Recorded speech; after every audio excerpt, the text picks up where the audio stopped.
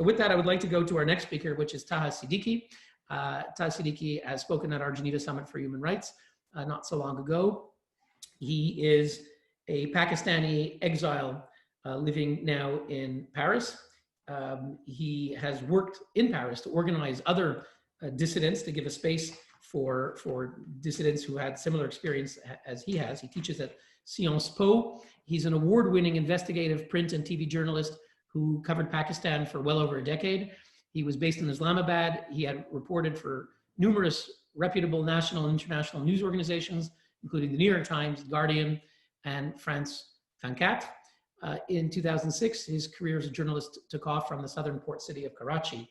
Since then, he's traveled throughout Pakistan, Afghanistan, produced news features, long-form documentaries. In 2014, he won the Albert Londres Prix, also known as the French Pulitzer Award, for his documentary on polio in Pakistan and Afghanistan. His areas of focus include terrorism, civil military affairs, and minorities. He's become known as a frequent critic of Pakistan's very powerful military establishment on social media. Taha survived an abduction attempt when, on January 10th, 2018, armed men believed to be state agents attempted to kidnap him. Despite this, he continues his work quite courageously as a journalist and fights for freedom of expression, freedom of speech, freedom of the press. And I would like to now give the floor to Taha Sidiqqui to tell us whether he thinks Pakistan, which is currently a member of the Human Rights Council, deserves to be re-elected as, again, as a member. Taha, if you please click unmute. I think you already have. You have the floor. Thank you for that, Ilal, and thank you to the UN Watch for having me today and to speak about Pakistan.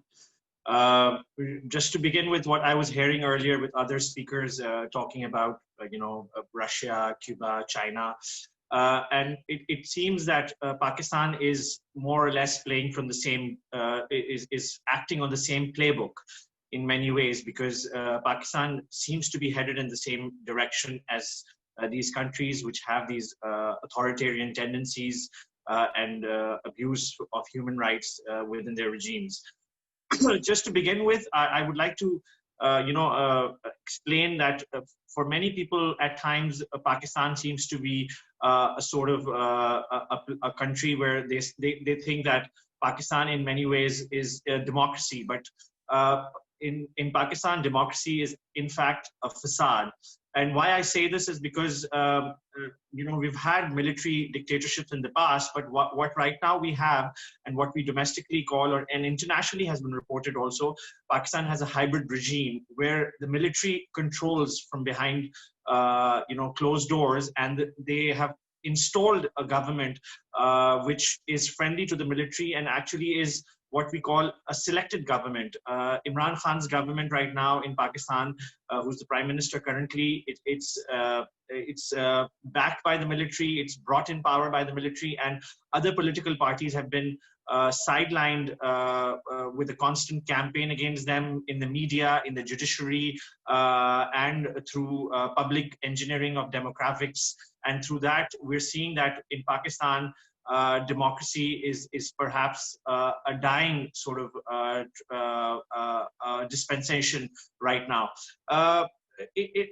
When I went through the pledges that Pakistan is making, the document, the 8-page document that they have submitted, and they have said that they will be following through with these pledges.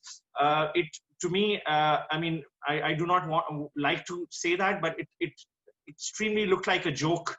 Because most of the things that they're talking about are the things that they're not doing actually. And this paper and this document that they have is more or less a document which is only existing on paper, and on ground the situation is quite different. To begin with, the Pakistani constitution itself is discriminatory. The Pakistani constitution discriminates towards religious minorities. The Pakistani constitution does not allow minorities to rise through the political class. For example, in Pakistan, the president or the prime minister, the head of the country, cannot be a non-Muslim. So there's this discrimination, even though Pakistan has other religions existing within the country besides Islam. We have 95% Muslims, 5% minorities. They're not allowed to rise through the political class. Then another discriminatory clause in the Pakistani constitution is about the Ahmadis. the Ahmadi Muslims, which are considered to be non-Muslims in the Pakistani constitution, and are if they call themselves Muslims, they're punishable under the Pakistani law. And all other Pakistanis are supposed to accept that and sign an affidavit when we are supposed to get our documents, our identity documents. We're supposed to say Ahmadis are non-Muslims, and we're supposed to believe in the finalhood of Muhammad, the Prophet. And in that way, Ahmadis are not allowed to do any of that. Their mosques are not allowed to exist. They're not even allowed to call them mosques. They're praying places. And then they constantly, because of this state discrimination, they constantly get persecuted by the society. Just a few weeks ago, we had an Ahmadi American individual, Pakistani American, who was in the courtroom. He was there to fight a case about blasphemy against him. And another young Pakistani man entered the courtroom with a weapon and killed him on spot inside while the court hearing was going on. And up until now, we're seeing that this particular boy is being celebrated not just by the Pakistani society, but by Pakistani police posted a photo hugging him. Pakistani parliamentarians spoke in favor of him on the parliament floor. So we're seeing that, you know, there's this Ahmadi persecution that happens, and Ahmadis are not allowed to exist, and they're continuing to be killed.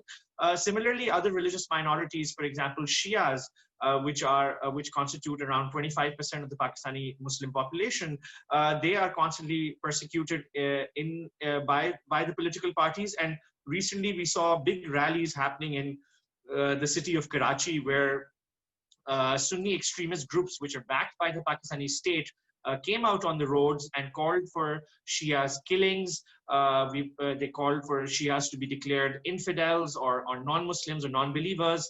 Again, we're seeing a similar sort of trend where we see Ahmadis persecution in the same way, Shia persecution happening. And because of that, we're seeing a rise of Shia killings in the country, across the country, every other day. Yesterday, there was a killing. Last week, there were a number of killings, and we keep hearing about Shias being killed. This is basically where the constitution is discriminatory towards religious minorities. The constitution is also discriminatory when it comes to free speech, in the sense that the Pakistan constitution does not allow freedom of expression with the same sort of values that internationally exist. Pakistani constitution limits freedom of speech and freedom of expression when it comes to being critical of the Pakistani military, of religion. So there is no freedom of expression in that sense. Now, just beyond the constitution, there are other areas of human rights abuses which Pakistan has. One of the main issues Pakistan currently has is of enforced disappearances. Now, I was almost a victim of enforced disappearances in 2018, as Ilal mentioned. And since my kidnapping and attempted assassination, there have been many other cases that have come up. And before me, there were many cases. Independent human rights estimates put a number of around 10,000 plus people which are right now missing in Pakistan.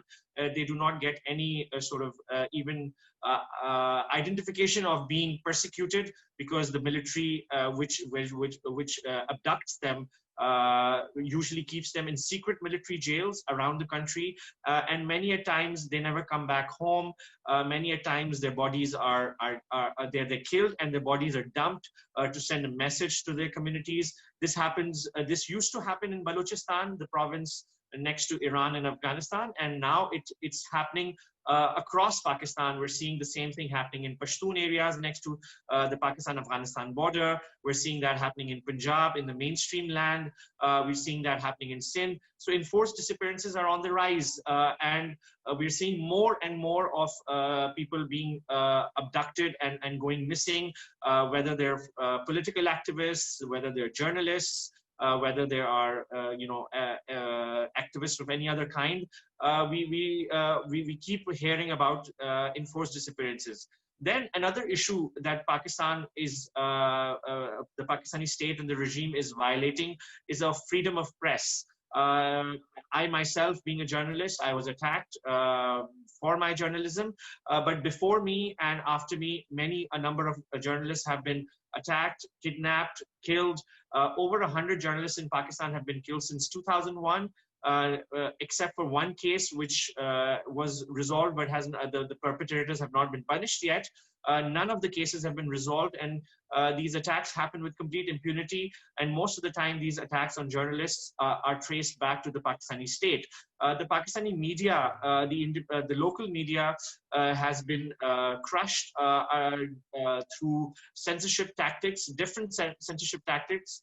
One of them being, as I mentioned earlier, about direct threats, but the other ones being indirect threats in the sense of financially squeezing out big television channels or newspapers so that they do not have the financial sustainability to continue. Right now, currently, one more minute. Yeah. Go ahead. Yes. Sorry. You have 1 minute left. Okay. The biggest channel Pakistan has currently, which is the Geo network, its chief executive officer has been in jail for a number of months now, and without any reprieve. He's not being presented in the court, and this sort of pattern to suppress media continues in many different ways. Just to conclude here, the Pakistani human rights regime, or the way the Pakistani human rights sort of framework is, we see quite a lot of abuse in different different parts of the framework, as I mentioned earlier. But I would just like to remind international partners that Pakistan has, because Pakistan has international partners in the West in terms of war on terror, in terms of business interests. I would just like to remind them, when they vote next week for this Pakistan's position on the Human Rights Council, we should remember that we should give more importance to the human rights values rather than the economic values and the business values that currently we see Western regimes and Western countries and democracies preferring when dealing with Pakistan. Thank you.